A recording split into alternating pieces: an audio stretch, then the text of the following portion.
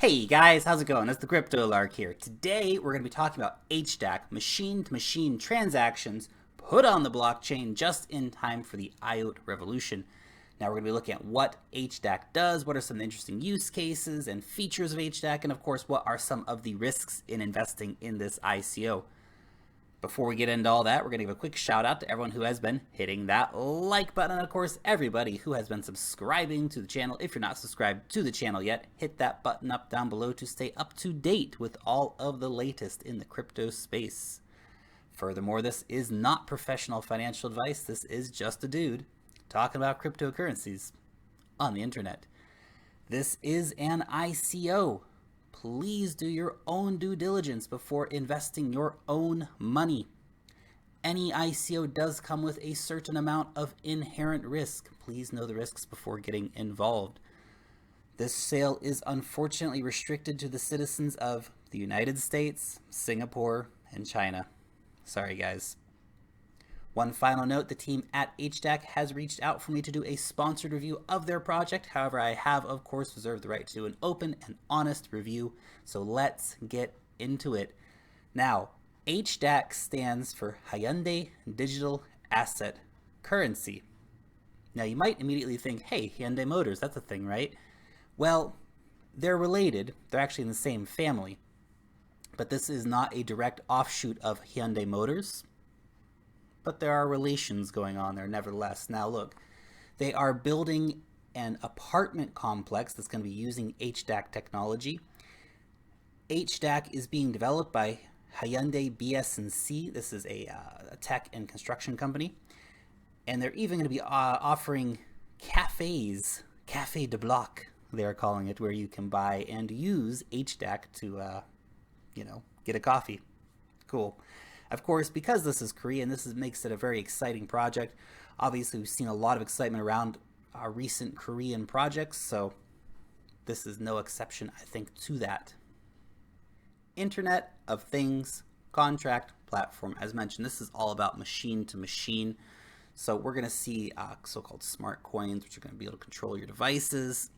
This is going to be the hyper-connected future where your toaster, if it senses it has a problem, orders the repairman, which will likely be a repair robot at some point in the future, to be honest. This is the future where your refrigerator, when you're running low on milk, orders you more milk. Very exciting things. Now, this is all about microtransactions and hyperconnectivity. So very, very interesting stuff. Now, they are proposing a hybrid blockchain model. So there will be private blockchains and a public blockchain. Now the private blockchains, say for example you have a factory. Your factory will be on a private blockchain. If you need to run some transactions across the network, maybe you need to send data or funds from your factory to the guy's factory across the street who is on a different private blockchain, but also using HDAC, well, that's going to cross over the public blockchain. So it's a pretty cool model that actually really lends to massive scalability. Now, look, that's something you got to point out here real quick. Currently, scalability, 160 transactions per second for the public blockchain, 500 transactions per second for the private blockchains. The goal is to have 1,000 transactions per second for the public blockchain. Now, most of what HDAC is going to be doing is going to be happening off of the public blockchain. So that is definitely something to consider here. But if we start seeing a lot of transactions going back and forth, well, then there's going to have to be scalability conversations. Obviously, already Neos 10,000, EOS and Cardano are, looking at potential infinite scalability based on the network effect. Ethereum is already looking at 1 million transactions per second with all of its upgrades. So 1,000 transactions isn't bad by any means, but we'll have to see that number scale up in the future, even with the majority of the transactions happening on multiple separate blockchains, private blockchains. Something to consider. Now they're also looking at, you can make custom DACs. So on the HDAC blockchain, you can also have your own custom DACs that you can make.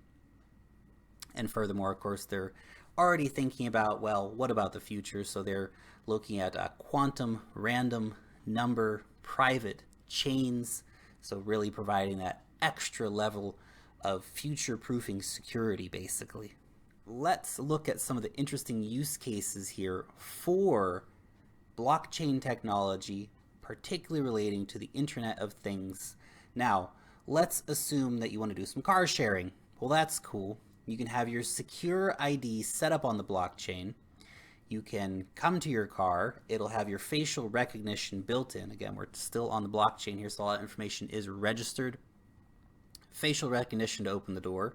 Facial recognition to start the car. Very interesting stuff. Maybe you're driving your car around and you're thinking, hey, I want to book some tickets to the theater, or I want to book into a restaurant. You can access the computer on the car, say, hey car, book me into the restaurant tonight. Pay for that in HDAC. Of course, again, this is all handled in a decentralized fashion. And when the car gets back and you leave it, maybe the car goes, you know what? I need some new tires. I'm going to drive myself off to the tire shop and get some new tires put in. And the company, the car sharing company, of course, will pay for those tires. All using HDAC, all because these are all communicating with each other.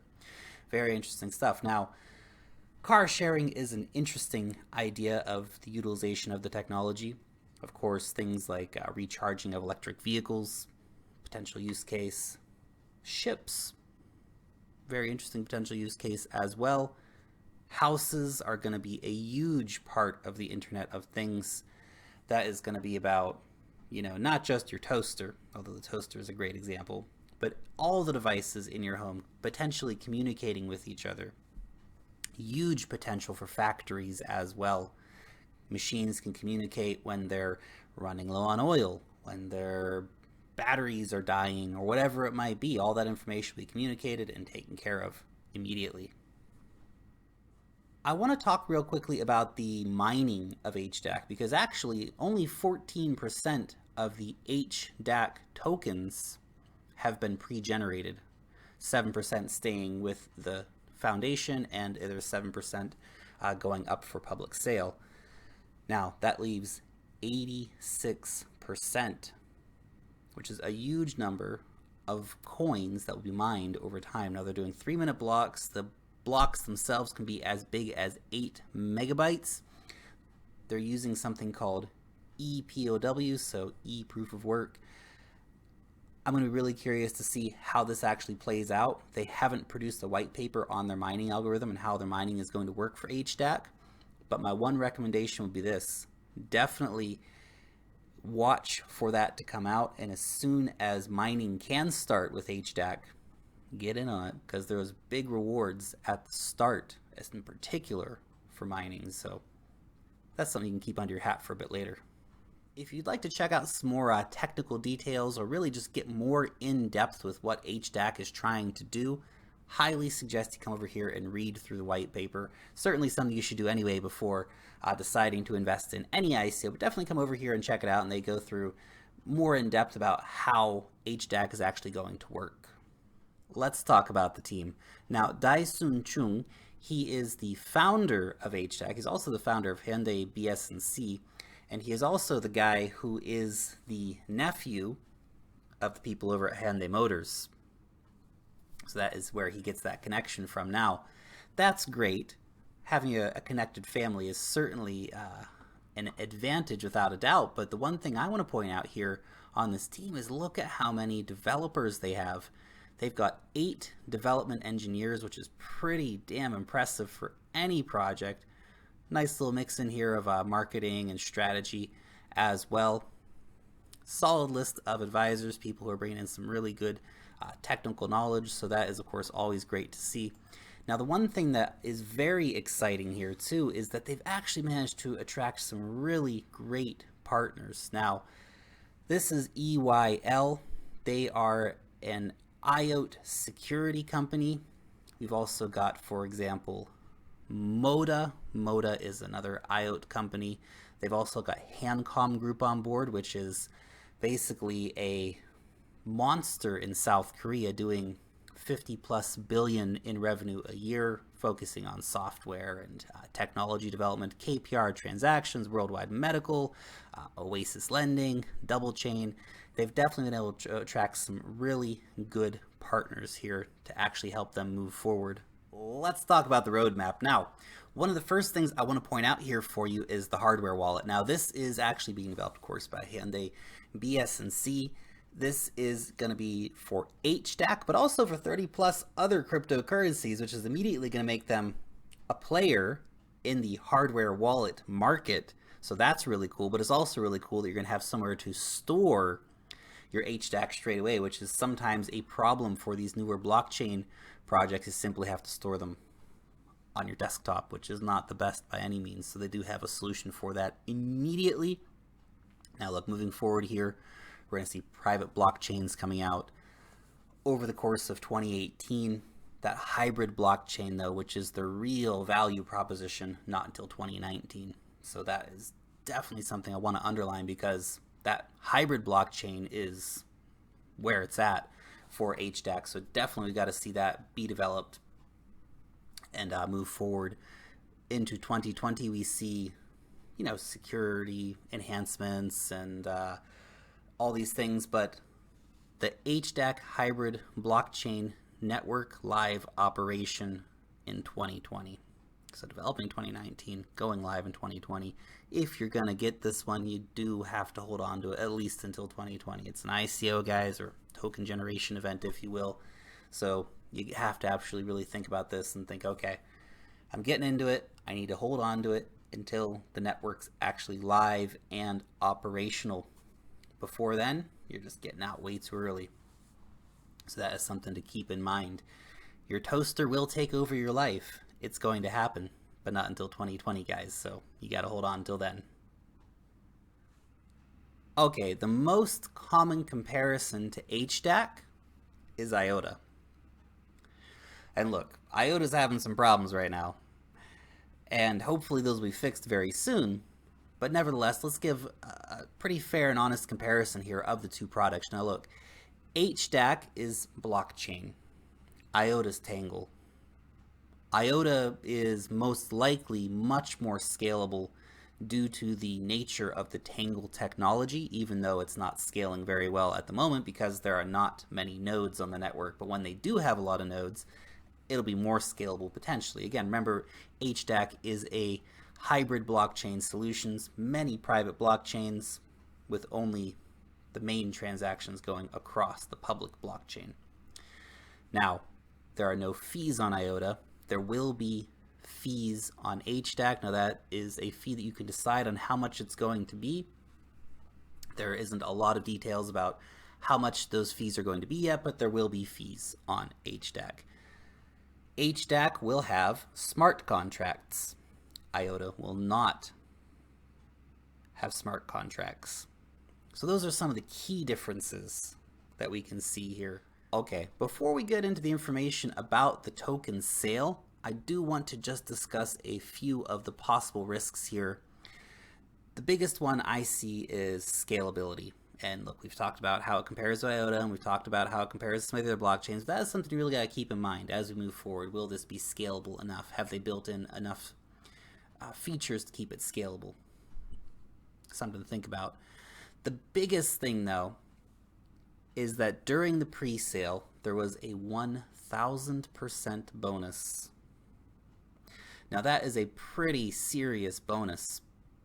They raised $100 million in the pre-sale. They're looking to raise $100 million again, by the way, during this token generation event. So it's 6,000 Bitcoin currently. That comes out to around $100 million, which is a pretty substantial amount of money without any doubt.